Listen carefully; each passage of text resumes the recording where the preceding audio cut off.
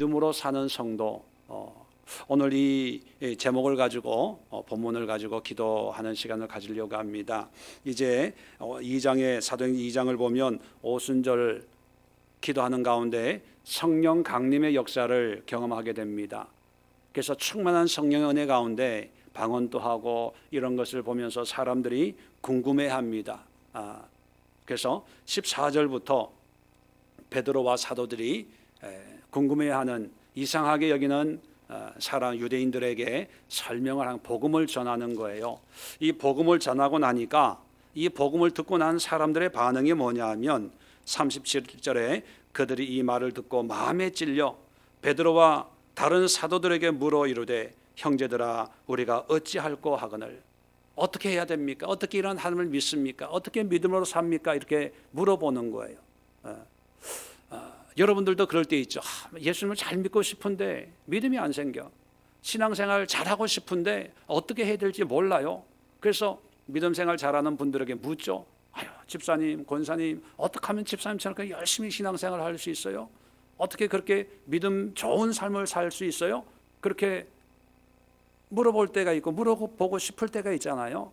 아마 예루살렘에 있는 이 유대인들도 그런 심정으로 베드로와 사도에게 물어보는 거예요. 쉽게 얘기하면 어떻게 하면 이렇게 믿음을 잘 가질 수 있습니까? 믿음 생활 잘 할 수 있습니까? 그랬을 때 베드로의 대답이 이겁니다. 교회 열심히 다녀라, 담임 목사에 충성해라, 헌금 많이 해라, 이런 얘기가 아니라 네 가지를 말씀하고 있는데, 첫 번째, 너희가 회개하여. 여러분, 회개하면 제일 먼저 떠오르는 게 어떤 분들은 그래요. 나는 회개할 죄가 없다는 거예요. 잘못한 게 없다는 거예요. 여러분, 회개라고 하는 것은요, 우리가 잘못 알고 있는데 죄를 뉘우치는 것을 회개라고 생각하기 때문에, 나는 법 없이 살 수 있는 사람이기 때문에 죄 지은 게 없어 라고 생각하면 회개할 게 있어요, 없어요? 없는 거예요. 회개란 뭐냐면 하나님께로 돌아가는 거예요. 그러니까 하나님을 사랑하지 않는 사람 또 회개해야 돼요. 왜? 하나님을 사랑하지 안 했으니까. 그리고 하나님을 사랑한다는 게 뭐냐면 하나님을 최우선으로 여기고 하나님으로 만족하고 하나님께만 영광 돌리는 그런 삶으로 되돌아가는 거예요. 이게 엄격하게 얘기하면 우리가 가지고 있는 죄의 개념보다는 하나님의 죄의 개념이 더 강한 거죠. 우리의 죄의 개념은 뭐냐면 거짓말하고 사기치고 도둑질하고 살인하고 뒤에서 나쁜 짓 하고 이런 걸 죄라고 하기 때문에, 나는 그런 적 없어 하면 회개하면 나하고 상관이 없는 거라고 생각하고, 또 옆에서 막 눈물 흘리면서 회개하면 야, 저 사람 무슨 죄를 저렇게 많이 져서 참 안 됐다, 그렇게 아주 치근히 여기는 그런 개념의 회개예요. 근데 성경의 회개는 그런 게 아니고요, 하나님을 사랑하지 않고 하나님의 뜻대로 살지 않고 하나님을 기쁘게 하지 않는 모든 것을 회개해서 하나님의 말씀으로 돌아가는 거예요. 하나님의 뜻으로 사는 거예요. 하나님이 기뻐하시는 그런 삶의 모습으로 내가 변화되는 거예요. 자, 그래서 신앙의 첫 단추가 뭐냐 하면 너희가 회개하여. 코로나19 시대에 회개라는 건 뭡니까? 하나님을 최우선으로, 예배를 최우선으로, 기도하면서 말씀으로 최우선으로 하나님을 사랑하고 하나님의 뜻을 이루어 가는 그런 삶으로 변화되는 게 회개죠. 그래서 여러분 스스로를 바라보면서 너희가 회개하여, 이 말씀을 적용해보고 과연 내가 회개하는 삶을 살고 있는지, 또 이 시대가, 우리 예술교회가, 한국교회가, 이 세대가 정말 하나님을 두려워하며 경외하는 그런 삶을 살고 있는지 한번 묵상해 보시고, 한번 하나님 이 세대가 주님께로 다시 돌아가는 그런 세상과 이 시대가 되게 하옵소서. 함께 기도할 수 있기를 바랍니다. 그 다음에 두 번째가 각각 예수 그리스도의 이름으로 세례를 받고. 예수 그리스도의 이름으로 세례를 받는다. 세례라고 하는 것은 어제도 잠깐 말씀을 드렸지만 거듭나는 게, 변화되는 거예요. 예수 그리스도 이름으로라고 하는 것은 뭐냐면 예수의 사람이 되는 거예요. 예수님을 믿는 믿음의 사람이 되어서 쉽게 표현하면 믿는 사람이 되는데 그냥 명목상 명칭으로만 형식적으로만 교회 다니는 것이 아니라 세례라고 하는 것은 어제도 잠깐 말씀드렸지만 물에 확 들어갔다가 그냥 온 몸을 적시고 이제 물에 젖은 사람으로 이렇게 다시 이제 물에서 나오는 거죠. 여기에 많은 의미가 있지만 뭐 그걸 다 설명하기에는 시간이 없기 때문에 그런 의미가 뭐냐면 예수 믿지 않는 사람은 물에 다 씻겨져서 없어지고 이제 예수를 잘 믿겠다고 결단한 새로운 믿음의 사람으로 내가 거듭났습니다, 변화됐습니다 라고 하는 게 세례의 의미거든요. 그러니까 예수님 믿으면서도 내가 정말 믿는 사람이 안 믿는 사람이 긴가민가 하는 사람들이 있어요. 할 거 다 하면서도 정말 내가 하나님이 나를 구원하실까 안 하실까 그렇게 의문을 가지고 있는 사람들이 있어요. 참 안타까운 분들이죠. 밥을 먹으면서도 이 밥을 먹으면 내 배가 부를까 안 부를까 이렇게 의심하면서 먹는 거나 똑같은 거예요.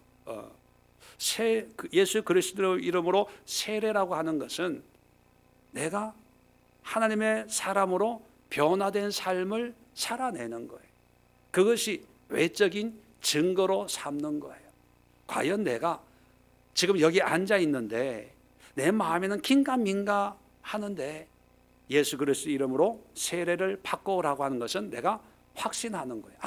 내가 여기 앉아 있음으로 해서 하나님의 사람이 됐구나 선포하고 고백하고 믿는 거예요.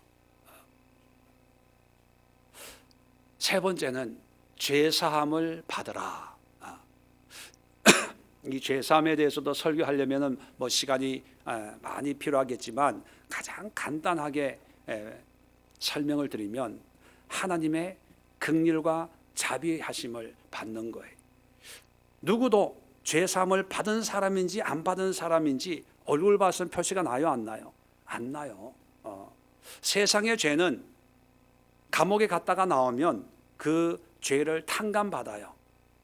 그런데 하나님의 죄사함은 뭐 흔적이 있는 것이 아니고 뭐 증이 있는 것이 아니고 오직 뭐가 있냐면 내 마음에 확신이 있는 거예요. 하나님이 나의 모든 죄를 용서해 주셨구나. 그래서 기도하시면서 이런 죄사함의 확신이 나에게 있는지 한번 기도해 보세요. 없으면 이런 확신을 달라고 기도하시고, 자, 죄사함을 받으려면 기본 전제가 뭐라고요? 회개하는 거예요. 회개. 하나님, 내가 하나님 중심으로 살지 아니했고 내 중심으로 살았습니다. 그런데 이제는 하나님 중심으로 살겠습니다 라고 회개할 때 하나님이 내 마음에 그래 내가 너의 마음을 이제 받아주겠노라 하는 어떤 그런 감동, 느낌, 그런 마음이 들 때 죄사함을 받은 거죠. 어떤 분들은요 자기는 죄사함 받았다고 생각을 하고 반대로 다른 사람들은 안 믿는 사람들은 죄사함 못 받아서 하나님이 심판한다고 생각할 때가 많이 있습니다. 예를 들면 코로나19를 통해서 많은 사람들이 확진이 되고 또 죽는 분들도 있죠. 그러면 코로나19에 나는 건강하게 사는데 돌아가시는 분들이 있어요. 그러면 우리가 볼 때 하나님이 내 죄는 용서해 주시고 저 사람 죄는 용서를 안 해서 데려가는 걸까요? 아니에요. 그렇게 생각하면 안 됩니다. 어떤 분들은 일본의 지진이 난 걸 가지고 일본이 귀신을 많이 섬겨서 하나님이 심판하는 거다. 그렇게만 해석하는 분들이 있어요. 그럴지도 몰라요. 그런데 이 죄사함의 관점에서 보면 일본 사람들이 더 죄가 많은 게 아니라 어쩌면 우리가 더 죄가 많을 수 있어요. 그런데 왜 우리는 가만 놔두고 다른 사람, 다른 나라를 이렇게 어려운 걸로 하나님이 심판할까요? 그것은 뭐냐면 우리에게도 죄가 있는데 다른 사람이 고난 당하는 것을 통해서 우리에게 경고하시는 거예요. 그러니까 누구에게 손가락질을 할 게 아니라 일본이나 뭐 예를 들어서 일본입니다. 제가 일본을 미워하는 거 절대로 아니니까 예를 들어서 말씀드리는 거니까 어떤 믿지 않는 사람들 고난당하고 어려운 걸 보면서 그걸 보면서 내 죄를 볼 수 있어야 돼요. 아, 하나님이 나도 여전히 죄인인데 나에게 이런 은혜를 주시는구나. 긍휼을 베푸시는구나. 나를 사랑하시는구나. 그걸 깨닫고 더 겸손해지고 더 하나님을 사모하고 사랑하고 그 앞에 무릎을 꿇을 수 있어야 되는데 이 죄사함의 개념이 없으면요, 이게 부자가 되고 가난해지고 좋은 일 생기고 안 좋은 일 생기 어떤 현상을 보고 좋은 일 생기면 복 받았다고 그러고 안 좋은 일 생기면 하나님이 심판한다고 그러고 그냥 이분적으로만 생각을 해요. 좋은 일 생길 때도 있고 안 좋은 일 생길 때도 있습니다. 특히 코로나19처럼 여러 가지 어려운 일 생겨서 경제적으로 힘들고 이럴 때 어려움 당하는 사람들 분명히 있습니다. 그런 사람들을 볼 때 어려움 당하는 그들의 모습이 아니라 이런 어려움을 나도 당할 수 있는데 나에게는 하나님이 긍휼과 자비를 베풀어 주시는구나라고 감사하게 생각하고 더 겸손하게 더 낮은 마음으로 이웃을 섬기고 하나님을 섬기는 그런 삶을 살 때 그것이 죄사함의 삶입니다. 죄사함은 삶으로 그 모습들이 용서받은 삶의 모습으로 드러나야지 그저 어떤 목사가 또는 기도원 원장이 부흥 강사가 머리에 손을 얹고 한번 기도해 줬다고 내 죄가 모든 것이 사해지고 그런 거 아니에요. 죄사함은 오직 하나님이 하시는 거예요. 그 하나님이 하신 은혜의 증거들이 나타나야 되는 거지. 그래서 기도하시면서 죄사함을 받으라 했으니까 죄사함 받은 삶이 될 수 있도록 하나님을 사랑하고 감사하고 또 죄사함 받지 못한 사람들을 긍휼히 여기고 그들을 품고 기도하는 열매 있는 그런 삶이 될 수 있도록 위해서 기도하고 코로나19로 신음하고 있는 불신자들, 이단들, 신천지 사람들까지도 그들의 그 모습을 보면서 하나님이 나를 얼마나 사랑하고 나를 귀히 여기는가를 다시 한번 깨닫는 그런 귀한 기회로 삼을 수 있도록 함께 기도할 수 있기를 바랍니다. 마지막으로 네 번째, 그리하면 성령의 선물을 받으리니 성령을 주신다는 거예요. 성령의 선물이라고 하는 이 말을 또 다르게 번역하면 성령을 선물로 받으리니 그렇게 번역을 할 수도 있습니다. 그래서 어떤 성경에 보면 두 가지 번역을 할 수 있어요. 번역을 해놓은 경우가 있습니다. 성령을 선물로 받으리니 무슨 얘기냐면 하나님이 우리에게 주신 가장 큰 선물이 뭐라고요? 성령이라고요. 그렇다면 믿음의 시작에 우리에게 꼭 필요한 것이 뭡니까? 회개하고 세례받고 죄사함 받고 그리고 나서 그리하면 결론을 얘기하는 거죠. 그리하면 뭐를 받아요? 성령을 선물로. 다음 주에 병원을 가는데 약을 바꿔야 되는데 자꾸 이게 기침이 나가지고 죄송합니다. 이 모든 세 가지 작업을 통해서 결론적으로 하나님이 우리에게 베푸신 은혜가 뭐냐면 성령이에요. 성령. 믿음으로 살기 위해서는 성령이 있어야 된다는 거죠. 그리고 말씀드렸죠. 초대교회 때는 환난의 때입니다. 핍박의 때예요. 이런 어려운 때에 우리가 더욱 의지해야 될 게 바로 성령 하나님입니다. 여기서 성령 하나님에 대해서 뭐 또 설교하려면 시간이 너무 오래 걸리기 때문에 여러분 과연 내가 성령의 지배 속에 성령의 충만함 속에 성령의 은혜 속에 살고 있는지 한번 점검해 보세요.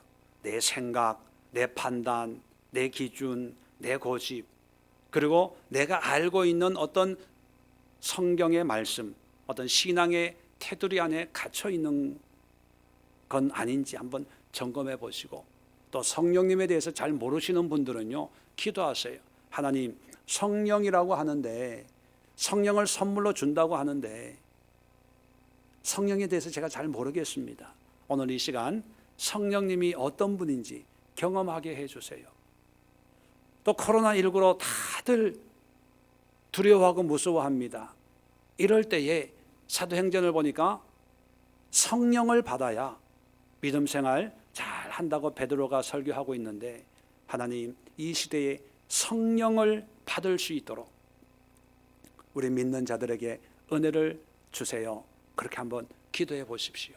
그러면 하나님께서 성령도 주시고 죄사함도 주시고 은혜의 회개를 통해서 거듭난 예수의 이름으로 세례받은 그런 기쁨과 감격의 은혜들이 우리 모두에게 하나님께서 허락해 줄 줄로 믿습니다. 그리고 이 네 가지 기도 제목은 우리만의 기도 제목이 아니라 이 시대, 이 세상에 있는 모든 사람들이 이런 은혜를 통해서 믿음으로 하나님 앞에 나아가야 될 중보의 기도 제목이기도 합니다. 함께 말씀을 묵상하면서 10시 반까지 함께 깊이 있게 기도하시면서 하나님의 은혜를 누리고 또 기도하고 여러분 속에 있는 그런 컬컬하고 답답한 것들을 말씀으로 주님 앞에 나아갈 수 있는 시간 될 수 있기를 바랍니다. 기도하겠습니다.